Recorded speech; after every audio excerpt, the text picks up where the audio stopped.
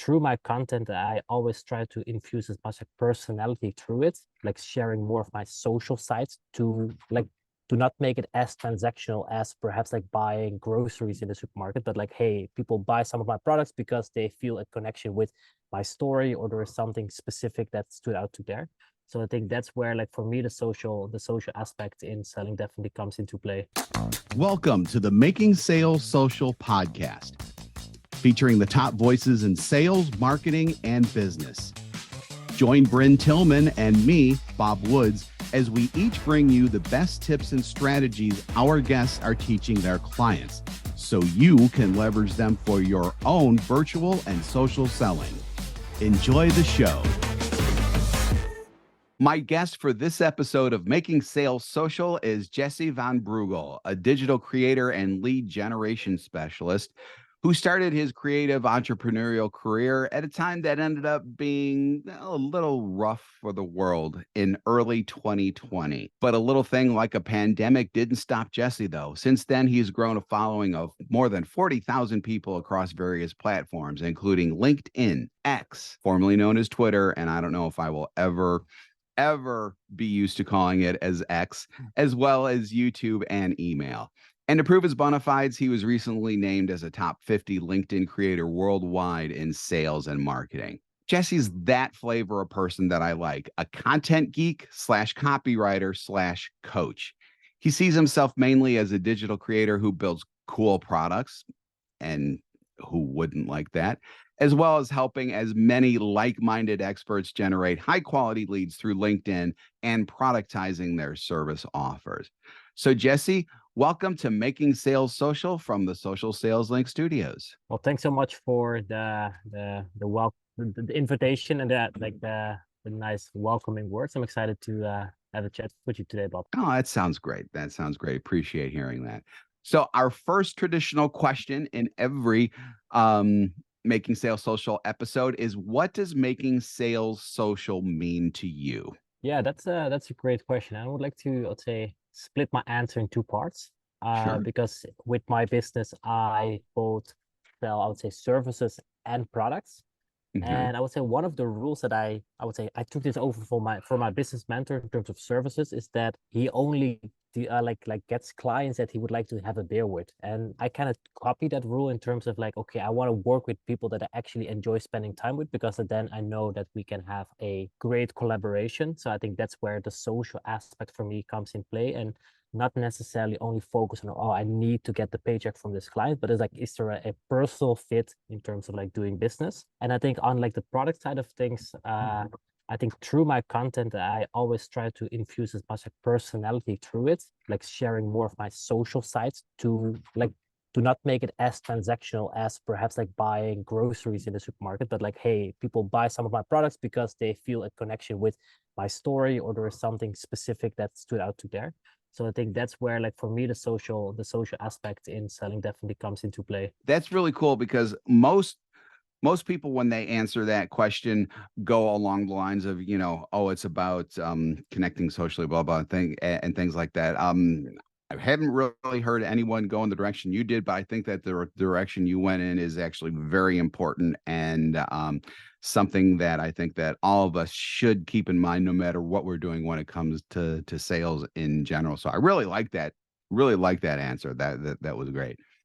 So we've already gotten into just a little bit of the how, actually more like the when behind your journey, a little bit of your origin story for superheroes, and they say like that, if you will. Let's talk a little bit more about the why, though. What inspired you to delve into this niche of digital creation and lead generation? Yeah, so it started as like I would say, an escape. Like in the beginning, you said that I started my entrepreneurial journey in the midst of 2020. Before that, I was working corporate in like a customer success departments. So it's always like in between like departments, building or getting solutions ready. But besides that, I always had a passion for writing. So my entrepreneurial journey started by writing online. And through that, I carved out brands first on Twitter, now known as X, and then on LinkedIn.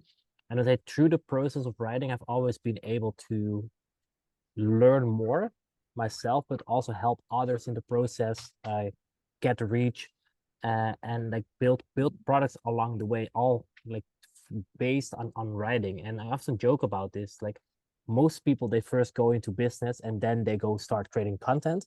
But for me, it was like I first started creating content and then I rolled into business. So everything that I learned from about business is based on the writing aspect.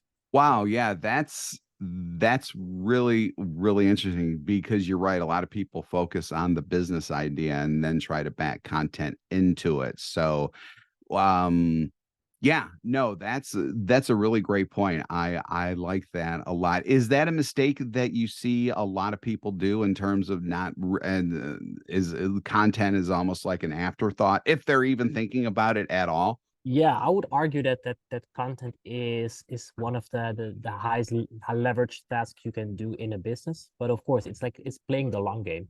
It's like for Mhm. every business, like content can be your ultimate salesman or saleswoman. Like I see my content as like an army of digital warriors. Like they pave the way, they go the world, they travel the world doing my work. Like they're my sales puppets. So I think every business can of course thrive by that. But then the question is more like tactical because not every business has their audience on LinkedIn. Certain platforms might be better for certain industries, et cetera, et cetera. But that's of course a much more tactical question. But I do think that nearly every like industry or type of business can like benefits from having content as a big part of their marketing strategy. Yeah, so that actually leads to an interesting question that just popped into my mind because when it comes to the social channels, it seems to me that especially when it comes to B2B, that LinkedIn, I think for a vast majority of businesses is where it's at. And that's obviously what we do. So I'm probably a little biased on that. But there are those other platforms out there, and I've always kind of looked down at the former Twitter because I think it's kind of a cesspool, to be honest with you. But I do see people on there trying to get business from there. Do you still think that you know I actually do think that Instagram is probably good, especially if you have a visual type of business. But do you think that Twitter, now X, is still going to be good going forward? And what do you think about Threads too, if you've even been on Threads and we haven't even mentioned that yet? Yeah, so to answer your first question first, I actually started monetization on Twitter. So like for the first year and a half, I sold my products and my cohorts through Twitter. Uh, but I really had I would say a harder time to get that off the ground. And that brought me back to LinkedIn early 2022, and the rest is history. I would say, to just like use like a cliche quote there. Uh, because I would say by selling on both platforms, like the biggest difference in favor of LinkedIn I've seen is that by LinkedIn there is like so much more trust baked in the platform because people interact with people. There's much more like, hey, I'm interacting with Bob Woods. Like, okay, I think I'm almost sure this is the right person because there are almost no fake or impersonated accounts. Where as on Twitter, everyone can be Elon Musk, everyone can be the Zug. So there is a lot like impersonation possible. And I think Twitter is a much more of like a consuming platform. People go there to waste time or to just learn stuff, where LinkedIn is still the number one business platform in the world. So that's where I found the biggest difference in terms of like it's easier to sell through that because people there are more business oriented. But again, it comes down to which industry you are. So for example, like e-commerce is, I think, better for Twitter because that's where most of the audience is. Like I don't see many e-commerce brands nail it on LinkedIn because the demographics are not there. Vice versa for like gadgets or like beauty products. You won't see them on Twitter, you won't see them on LinkedIn, but you will see them on TikTok and Instagram because that's much more about like the whole visual stuff around it. So again, it kind of Right. ties into what are you selling for who and then which platform is the best for it. But to summarize there, like I've sold similar products on Twitter and I've sold similar products on LinkedIn. And LinkedIn is much easier, I would say, because again, people trust you more because they're like, hey, I didn't do actually talking with Jessie and not talking with a profile. Yeah, I cannot argue with any of that. I think that that's a great way to put it. So let's kind of roll this into digital content a little bit more. In your experience, how has the role of digital content evolved in the B2B sales process? And if you can think of, and I'm sure you can, any ways of, individual salespeople, whether they're working for companies or they are their own company, just leveraging digital content to enhance their sales efforts.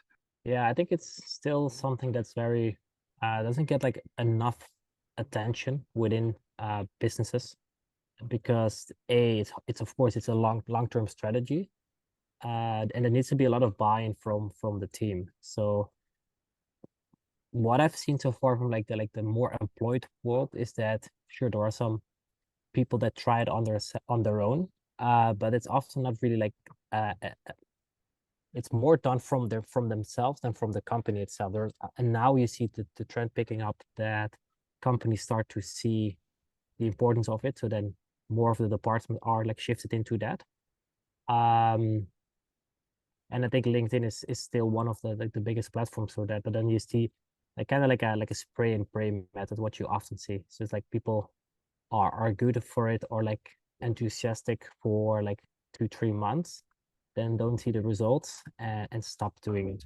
And especially with like the Right. brand the branding and like the content game, it's of course the consistency that pays off the most. Yeah, definitely. Yeah, I mean, you see so many companies out there expecting this huge initial bang, and sometimes it does happen. I mean, we can't deny that, but more often than not, it is a long game, and it's just like building credibility. Generally speaking, credibility building doesn't happen immediately, and I think that there's a lot of correlation between, just the overall thought process behind building credibility and then using digital content to build that credibility, because you're still building credibility in the end, and that doesn't happen in 2 to 3 months. No, exactly. And even if it would happen in that 3 months, it's often like a short-lived effect. That's a very good point. That's a very good point. I think that's an important point, and I do think that that really speaks to for people who do have this luxury, and it is a luxury because a lot of times, sales and marketing kind of butt up against each other, and they really should be working together. But sales and marketing collaboration is important. So how do you see the relationship between sales and marketing teams evolving, especially when it comes to lead generation? And do you have any thoughts about ensuring a seamless collaboration between these two departments that, like I said before, seem to be at loggerheads at times, and they really shouldn't be at loggerheads? Yeah, that's a really good question because I've definitely like seen this clash when I was still in my like corporate job. But now as like a solopreneur, I'm both the sales guy and the marketeer of my own Yes. company. So I'm Yep. wearing two hats at the same time. And it's like a benefit because I'm at every sales call and I know every piece of content that goes out. So I think the biggest win like these companies or like I would say teams can make is like communication is first because as a marketeer, you want to know how the sales call goes. And as a sales call, no, you want to know which kind of marketing goes out because I see marketing as like the biggest one because the better we can do at marketing, the easier the sales becomes because better marketing attracts better prospects who are more informed, are more ready to buy, which makes the closing a piece of cake. That's why I focus most of my efforts on like crafting extremely good content for my ideal clients because then I know that the people that it attracts are a good fit. And that's of course like an always like iterative process. But I think a quick win for like teams could be just starting with okay, what are the most common, I would say, deal breakers from a sales perspective, and then we put on the marketing hat and like okay, how can we create or manufacture assets that we proactively put in the hands of prospects to make sure that these deal breakers are not an issue anymore. And that's how I always like think about these things because when I was back in customer success, I was always thinking, okay, we got a problem right now. Like, how can we build something or put something in place that this problem doesn't exist anymore? And that's how I also like built my solopreneurship. But I think that's the same mindset that sales and marketing teams will, I would say, have to overcome. Like put the ego aside, like, okay, why are we not closing these deals? Okay, and how can we put, in this case, marketing assets in place to make the sell easier and most likely worth more money. You did hit on something that I think that really rolls into my next question really well, and that has to do with metrics and analytics, because this is something that most salespeople probably don't think about, because the only things that they're worried about is like, opening ratios and close ratios and things like that. Now you have all of these marketing types of assets that you have out there, and you really should be tracking which ones are doing well, which ones aren't doing well. Which metrics do you believe are the most crucial for B2B salespeople to monitor, and why? Yeah, that's a broad question, but I can I would say I can give like a multifaceted answer to that. Like the first part of the answer would be don't overcomplicate it. There are many tools out there now for especially LinkedIn that are make tracking super easy. I'm a big fan of Shield. I used to use that myself. And Shield is like super easy, and it's either for individual teams or individual persons over teams. But that aside, I would say it's good to, and this taps into a little bit of like content strategy, but I really believe, and that's also what I teach to my clients, that every piece of content has like can have a different like goal. Like with certain piece of content, it's audience growth, it's engagement, it's lead generation, it's all these things. So based on the goal, we can decide okay, which metrics of the post are important. Because I know that a very heavy lead generating post, I don't rate the success of that on the number of likes, comments, or impressions. Whereas if I put out a more educational piece, which I intend to put out to grow my audience, I rate the success of that on, okay, how much impressions did I get? How much new followers did I get? How much new comments, etc.? How many shares did I have? I make that the benchmark. So I think for people that are starting in the journey, it's just a simple question is like, okay, why am I posting in this case on LinkedIn? Is it to grow an audience or is it to generate leads? One, of course, they go hand in hand, but based on that, it becomes easier to say, okay, this post success or this is not a success, and we can set some benchmarks on that. Yeah, that's really interesting. And one of the things that we teach when it comes to, content on LinkedIn, and I just want to kind of toss this by you really quick, is that metrics are important, and obviously we do look at metrics, but we think that the interactions that come as a result of the posts are just as important, even if not important, because you can use those interactions. If you start a conversation with someone in comments, you could then potentially get a sales conversation or just a regular conversation started based on those comments. And so we view metrics as important, but the most important metric I think that we have is just how many conversations we can get based off of that content, which it's not really content driven as much as conversation driven, if that makes sense. Yeah, I think that's a perfect summary there. Um, it's all about having the conversation starters. Absolutely. And we think that especially that educational content really works, because when you're teaching, at least it's been my experience, when you're teaching someone something and they go, oh, I didn't know that, that's really interesting, it almost seems like that their minds start to open up to really start to want to learn more about that subject. And because their minds are opening up more, they are more willing to accept new ideas and to even talk about them potentially too.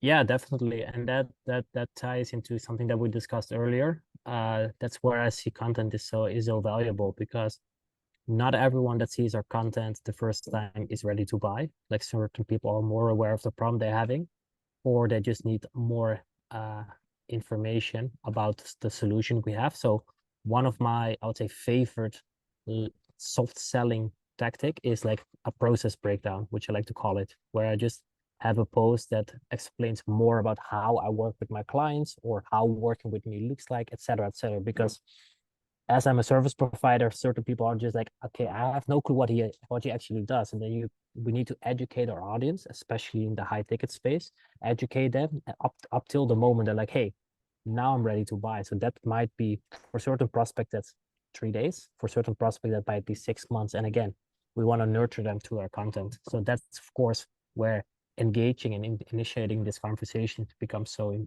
important. Great. Yeah, no, I could not agree with that more.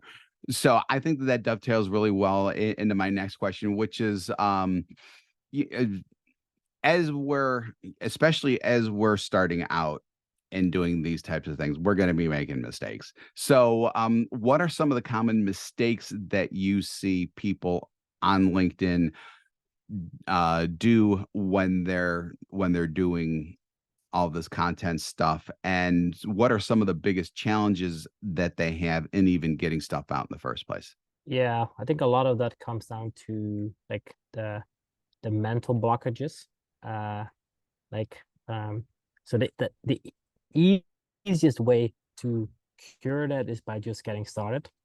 Like just get started with like 1 or 2 posts a week, ramp it up the more you feel comfortable, because the longer people like procrastinate on starting to write, the bigger of a like a demon it becomes. So I think that's one of the biggest things. And that's really hard because I don't think there are like any programs or services that help people like overcome like mental blockages. So that people have to do themselves, but just getting started, accepting that the first 10 posts will suck and you won't go viral and all these things. Uh, and I think that's a big one.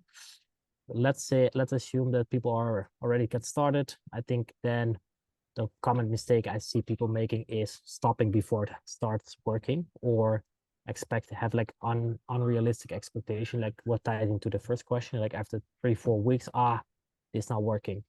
Well, that's based on, I would say, wrong expectations, because the goal in the beginning is to keep writing. I think the goal in the beginning is not to gain 1,000 followers overnight, or to generate most of your high ticket leads or clients in the first 3 4 weeks. If it would happen, perfect. But I would say it's good to temper those expectations. Another mistake I would say that I see people making is go from a little bit like broader than LinkedIn on itself, but I see them hopping from platform to platform. Like say Ah, they first started on LinkedIn and they have a few posts there. Then like, oh, I need to be, that's the belief they have. I need to be in Instagram too. Oh, I see other people killing it on Twitter. Now with threads coming out, oh, it's only that. So and then the thing they say to themselves, like, hey, yeah, but I already wrote this post for LinkedIn. I can easily repurpose it there. But especially in the beginning phase, like most of the learning process is also about the dynamics of a platform. Like even if I would start on, let's say I'm gonna do lead generation on Instagram, even though I have 3.5 years of content creation, I still have a learning curve because I don't understand fully how the platform is used for that case. So I think that's what people like often underestimate. Like, yeah, I got the piece of content, but there's a whole different game to learn in order to get the same results. Plus, my counter argument to that is always like, hey, did you already complete LinkedIn? Are you the number one in everything, or whatever the platform is? So there's always there's always more room to grow there, especially early stages. that sounds that's great advice. That's great advice. One thing that we hadn't talked about before, in our conversation prior to hitting the record button, but I just want to get your take on it, is video. So I mean, everybody is like, "Oh my God, I got to put up content." Then they start seeing people who are talking to other people through video, and they're like, "Oh my God, do I really have to do video?" Do you think that people really have to do video? Uh, I don't think people should do anything, but like it's always like a personal choice. But especially like let's say, okay, again, two parts of the answer here. Mhm. Earlier on in the content journey, you want to stick with a format that you feel the most comfortable with. For me, that was writing. For other people, that might be podcasting or video. So then learn your learn the way of content through that medium, and then branch out later down the road. Mm. Like I started with writing, I added video, I think actively like 3, 4 months ago, but I was already like, I already created a few courses. I was familiar with like doing live sessions in terms of the codes that I run. Hmm. Because for me, as I sell high ticket services, I know that video is an extra layer of personal branding because people hear how I speak, how I teach, how I look, all the kind of things. So that will either like move them closer to working with me or move them further away, which is fine because I'm not trying to be perfect for everyone. Plus, what I've seen on LinkedIn specifically, or sorry, on YouTube specifically, there is a gap for the knowledge that I mostly write about. Like most of the LinkedIn content on YouTube is more like the sales navigator, cold outreach kind of stuff, where I'm teaching my clients inbound inbound lead generation through content. So there is a big gap there. So that's why I'm like tapping into that opportunity. And I think for me, it's an interesting game to learn. But again, I I have to understand the dynamics of YouTube in order to grow there. And this ties into the question of my answer to the previous question. Yeah. So I think video is definitely here to stay. Last bit on that, I also see that there are more evergreen assets. So I always like to see as my every piece of content that I create, I see as an asset. But like the lifespan of it on LinkedIn is like 1, 2, 3 days, perhaps a week if it goes viral. On YouTube, it just evergreen. Like my best performing video on YouTube was my first video, no editing, no rerun, no nothing. It's my Hmm. best performing video. It's there up for like 4 months, and it's every day it gets seen. I didn't do anything with hashtags and stuff, but I just spoke up apparently about a good topic in a good way.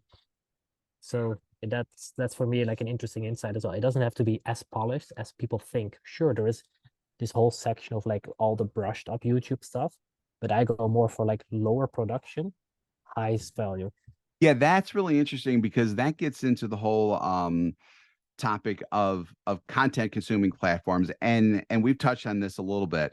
Instagram, Facebook, TikTok is especially content consuming, and you think that LinkedIn has a little bit more of an edge to it. And I'm wondering if you can get into that just a little bit. In terms of content consumption, you mean, Bob? Yeah.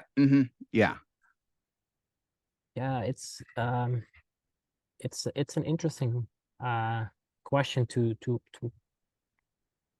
think about because what I've observed is that the intention of people that go to LinkedIn is different. They go to network, to learn, to be exposed perhaps to new ideas. Whereas the other platform that you mentioned, people just go more to like waste time or just to doomlessly scroll. So I think that tied in what I said earlier in terms of like it's perhaps harder to do business on the consumption platforms. But if you do it Mhm. right, there are more eyeballs because there are overall more people there.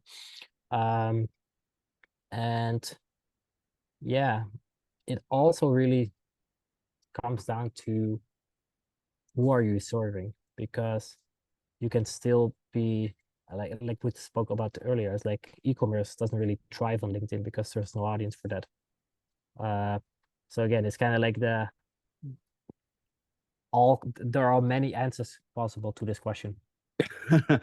Yes. So for me, think I think that part of it has to do with when people are on LinkedIn, you touched on this already. They do have more of a purpose to be there. They're not necessarily there to doom scroll or whatever, although I'm sure that some people do that on LinkedIn as well. But when it comes to LinkedIn, because there's an expectation there that it's more professional, that people are a little more willing to start professional conversations there in comments and in direct messaging and things like that, as opposed to Instagram or X or whatever, where God knows what happens there. But I also think that because with LinkedIn, it's easier to find content from the same creator by going to the profile and just looking at other things that they've shared, as well as just having the profile there, which the LinkedIn profile is just massive in terms of what you can do in terms of educating people and proving to people that you're a thought leader and everything. as opposed to Twitter and Instagram, where you've got that one little block up top and that's it. You can't really do anything with it. I think that that's a little bit more of where the edge comes in a little bit. So I don't know if you would agree with that, but it does seem to me that maybe that's where the edge of LinkedIn comes a little bit more, as opposed to the more content. I guess it's almost a case of content consuming versus content / interacting, I think might be a good way to put that. Yeah, that's a good question, and I didn't think directly to like the LinkedIn profile, because I do see the LinkedIn profile as our own landing page, because as you perfectly laid out, you can add like the featured section, you can add the hyperlink, you can add like, you can almost like style it Yep. as like a one pager. And especially Yep. for us in the service space, it becomes the perfect way to sell myself, my business, my services, etc. Whereas on you, um, Instagram or Twitter, you almost have to be creative with like a link tree, but people are really wary of like clicking that, because then there's like too much. And Yep. LinkedIn is much more of like a natural flow of things. So that's a good thing. And I would argue though that LinkedIn is very much a consumer platform as well, because Okay. I joke about this sometimes, because it doesn't matter like which role in a company someone has, and it's always allowed to have LinkedIn open on their computer as like a tab, even though they're not even like HR or sales or whatever. People are Oh yeah. allowed to scroll LinkedIn. So that brings me to the saying that with 900 million, that's of course not the same, but like 900 million people are on LinkedIn, like that, so many like active users. Less than 1% post weekly or a few times a week. So there are so many eyeballs are on the platform because everyone is scrolling, and only like a select few of the people are actively creating content. So I would definitely say that it's a consumption platform, but the quality of the eyeballs might be higher than on other platforms. That's a very interesting point. A point that I've never really thought about like that, but I like it. I like that a lot, definitely. So let's talk just let's just touch a real little bit about content creation. And I'm specifically thinking about Chat GPT here and other generative other generative AI types of services out there that can help, because it's definitely a huge interest of mine right now, and we're starting to incorporate that into what we teach here at Social Sales Link. And so it's a very favorite subject of mine. I'm just wondering how, not only how you use it in general, but do you have advice for people who are using generative AI to help them with content? Because it can be a huge help, especially for salespeople who are looking to get time back into their day to not do content as much and go out there and do sales. Yeah, for me, it's I saw myself late to the game, because I think I only started using it like in April-ish. But I would say in Mhm. the biggest scheme of things, that's still like early adopter. Yeah. Uh, but for me, it has been a massive unlock, because my output has like massively increased. But besides that, also my thinking has become sharper, because how I treat ChatGPT in this case, I treat it as like I see it as like the most eager and ambitious intern I've got. Is willing to do Mhm. anything for me, but I have to be extremely concise and clear and Yeah. specific what I need and what I don't need.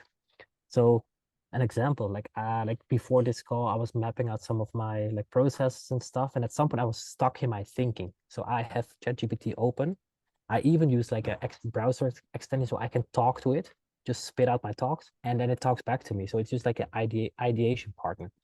Yep. So I just outsource my thinking, but it also forces me to ask better questions, because it knows everything. So ask better Yep. questions, get better answers. So it also forces me to just get better thinking, which I can then use in the rest of my life outside of my laptop. So for me, that's been a game changer. Like simple examples, I've built like prompts for content creation and content strategy creation, which I teach to my clients. And I think like 2 weeks ago, I even taught my girlfriend how to use it. And in the beginning, she was like, "Oh, it only gets like poems and stuff."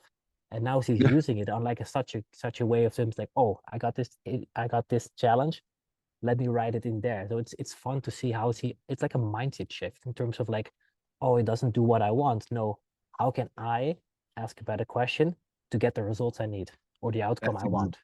that's exactly right. Yeah, I love that thing, and you're right. It's amazing how when you start using it a lot, it really shapes how you communicate with people outside the platform too, because you can really think of ways to get exactly what you and it's usually information and things like that out of people only because you're asking questions in the right way and you're being very specific about it. So yeah, I mean, it's it's all good, and I definitely like Chat GPT a lot when it comes to content creation and things like that.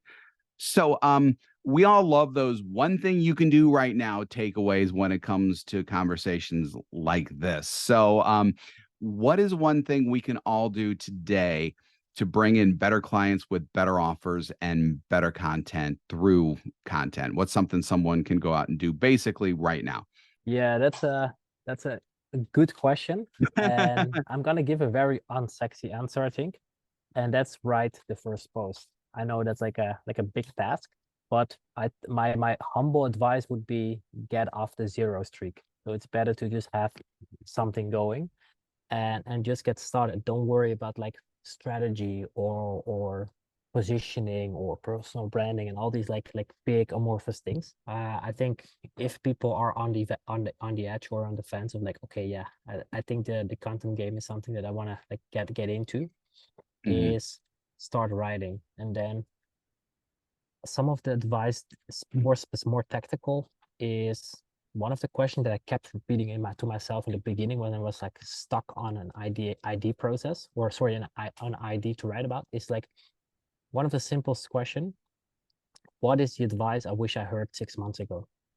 Because especially like Mm. B2B salespeople, they are in constant like good confrontation with their prospect, with their clients. They're constantly like Yeah. having good conversation, closing deals, missing deals, losing this, etc. And I'm Yep. pretty sure they have lessons, insights, challenges, whatever, reflections that 6 months ago they wish they had that because back then it was a problem.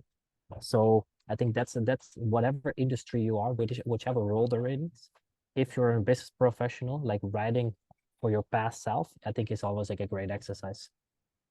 That's amazing. That's amazing advice. I like that a lot. And I think if there's and I'll kind of throw something in that's like really adjacent, but I think works really well too, is if for some reason you're still just like, I'm not positive that I want to like even write that first piece of content. And this is LinkedIn specific, by the way.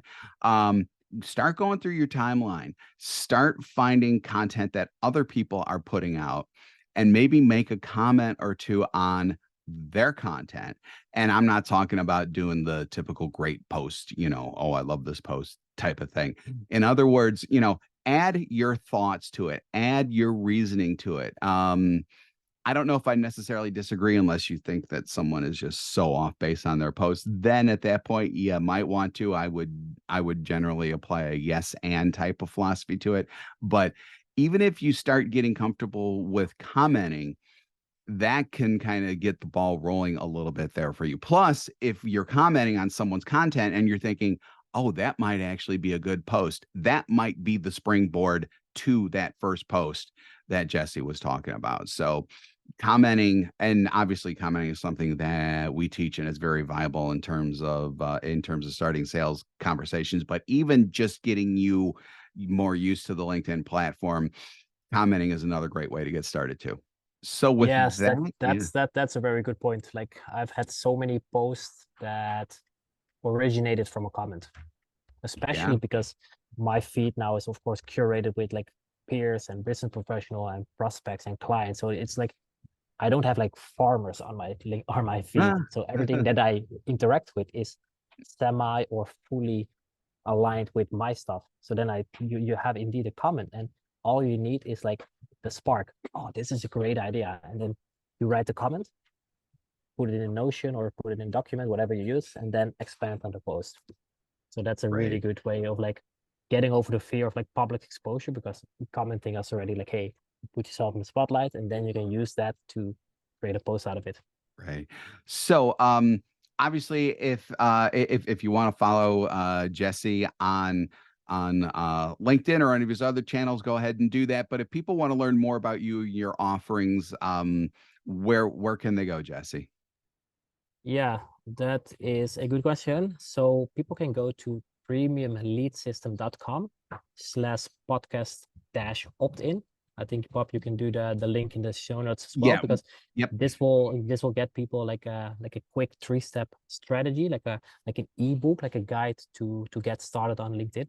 So the 3 topics that we cover is profile optimization, creating content and generate leads, and there was a little part about like strategic engagement in terms of networking. So covers everything that we spoke about today.